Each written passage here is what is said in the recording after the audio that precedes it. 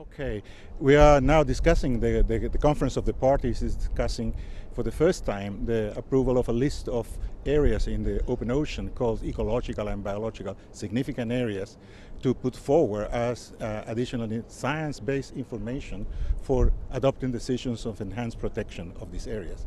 This is, as I said, for the first time that a systematic examination of all the information available has taken place under CBD, and I think it's a very, very significant step forward in terms of enhancing the protection of these areas for the future. And tell us exactly what this would mean. What would these areas, what would happen to them?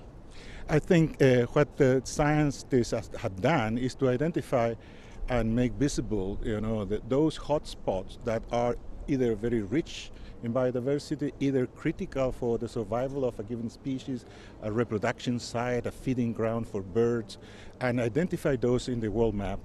In that sense, we guide the decision making to pay particular attention to these areas, that whatever management system they impose on their affairs, they take into account this very valuable information. That information has not been revealed before and has much less made available for the decision makers. So this is a big contribution that's coming from CBD in compliance with its obligation to provide scientific and technical information on biodiversity. And Kristina, if this were to be agreed, how significant would it be?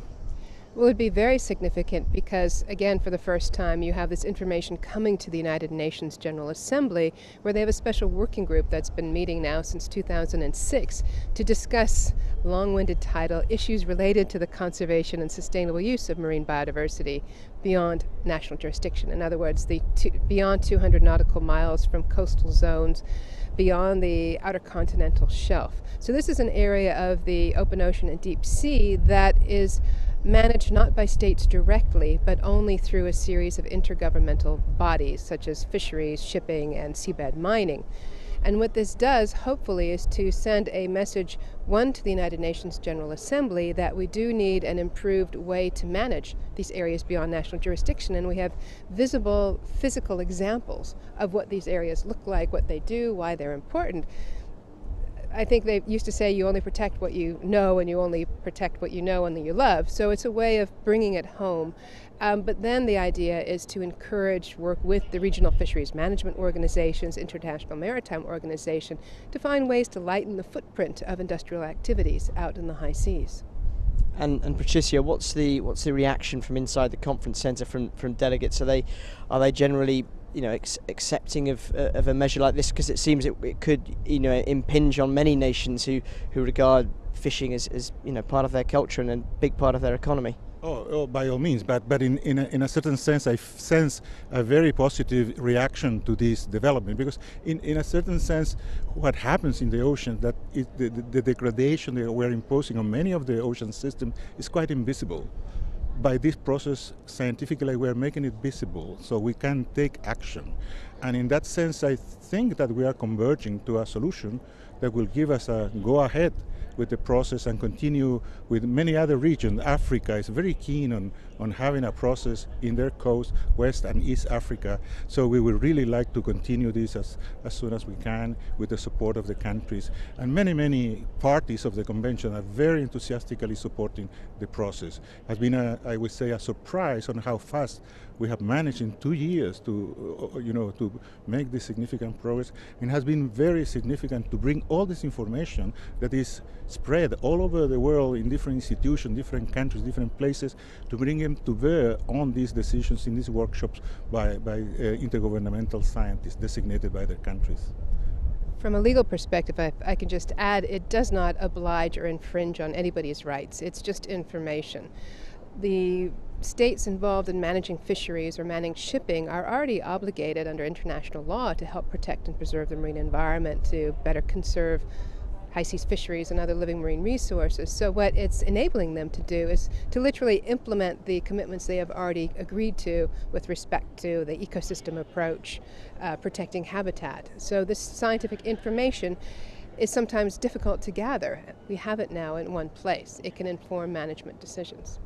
And do we have any details on how many of these areas they could be, how many sort of square kilometres they could cover?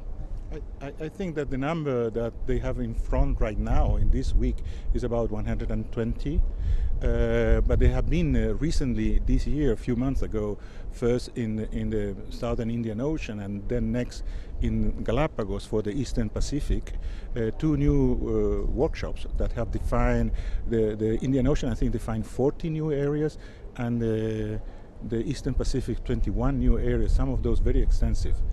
For example, there is one area that was defined in the Southwest workshop in Fiji that covers the equatorial region that is enhanced by very significant high productivity from below, because there is an upwelling that is caused by planetary features of the whole planet.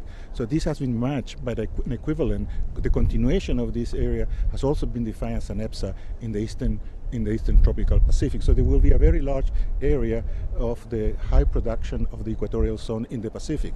That actually is the source that maintains all this food chain that ends up in having tuna populations there. So we really need to pay attention to this area as a very critical, unique area in the world.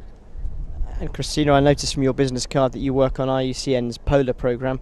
What chance is there, what hope is there that the Arctic might sort of come under some kind of protection? Well, I think the chances are that some parts of the polar region will come under protection, the Arctic region. The Arctic region has had a variety of workshops to look at the scientific information to identify some of the ecologically significant areas. Patricio was at one of them. It is still a question of generating the political will, but I'll turn the question over to Patricio to answer that. Well, I cannot resist of making the comparison. In '57 we went to Antarctica and we protected a pristine continent. And we suspended all territorial claims on the Antarctic. We created the most comprehensive protection system on land for the Antarctic continent. Unfortunately, the Arctic is a different situation. The center of the Arctic is international water, so it's under the collective responsibility of all nations of the world. That is very difficult because on the fringes, all the Arctic countries surrounding the Arctic bases have their own rights for the economic exclusive zone. The countries there also claim extended continental shelf rights. So it creates a very sensitive situation. And as you know, probably these areas are very rich in very many resources, in particular gas and oil. So it is a sensitive area, and we would like to see a strong involvement from the international community in this area. Of course, the coastal countries are very defensive about having everybody having anything to say about what their business, but there must be a recognition when these waters open. These are international waters, and they are under international law and the law of the sea. It is for the international community to take stock and responsibility on taking care of them. And can I just point out, in the Southern Ocean, that governments have agreed to manage the area, including through marine protected areas. They've committed to establish a network of representative marine protected areas throughout the region by the end of this year, of course. They may not make it, but they have already designated one marine protected area, on the verge of hopefully designating some more.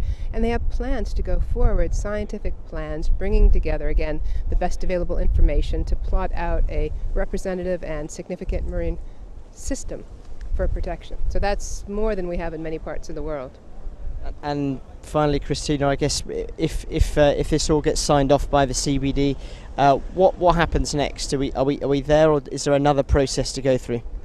There's always another process, but in November, the United Nations General Assembly is pulling together its resolution on oceans issues, and the hope is that the governments at the UN will look at this information coming through and, one, recognize the urgency for action to cooperate to protect these areas, but two, they're in the process of deciding whether or not to go forward with a new legal agreement on areas beyond national jurisdiction, which would authorize and enable establishment of marine protected areas or other area-based measures. So it's hoped that this will give, again, sort of the physical appearance of, or the physical reason why governments need to cooperate, because we know there are areas, we know there are vulnerable, and we know we're under huge pressure from climate change, ocean acidification, and so the clock is ticking and we need to take action.